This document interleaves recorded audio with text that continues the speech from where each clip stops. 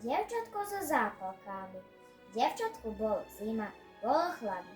Svoje katrne topánočky stratilo a tak stálo v snehu bose s premrznutými nôžkami. Hľadelo na ľudí, ktorí si v náruču niesli darčeky. Dievčatko nepredalo ani jednu zápalku, preto sa bálo ísť domov, hoci mu bolo veľmi zima.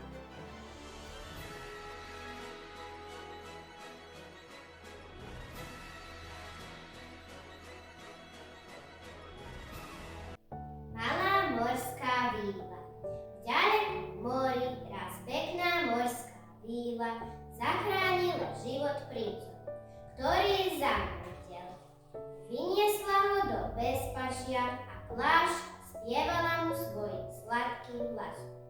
Keď sa vlačík prebral, víla utiekla.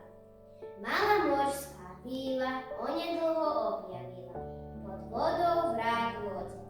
Našla v ňom suchého princa, ktorého zachránila.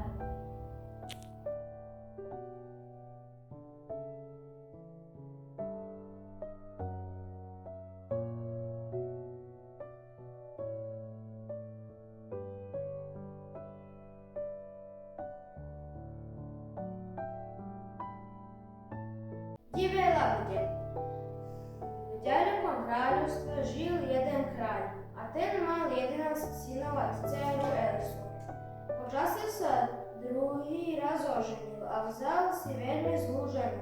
Macocha poslala Elisu bývať k jednému farmerovi a bratov premenila na labude. Roky plynuli a jedného dňa sa Elisa dozvedela o smutnom osude svojich bratov. Cez deň mali podobu labudí a v noci sa menili na ľudí.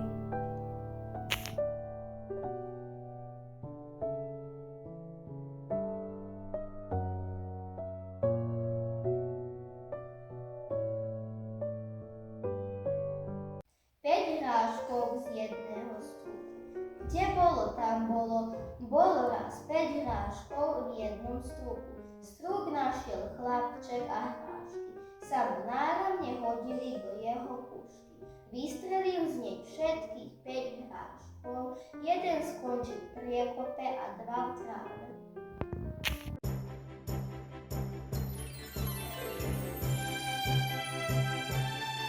Múdra seľákova chtík. Bio jedno si Romošov sena, koji nije imao zemlje, nego samo jednu kuzicu i jednu jedinu djerku. Jednog dana reče Milana da zamolimo gospodina cara da nam da komadić krčevine. Kad car ču za njihovu vedu, oni pokloni komadić utrine, koju ona i njezin otac prekopaše s namjerom da postavi malo pšenice i drugog žita.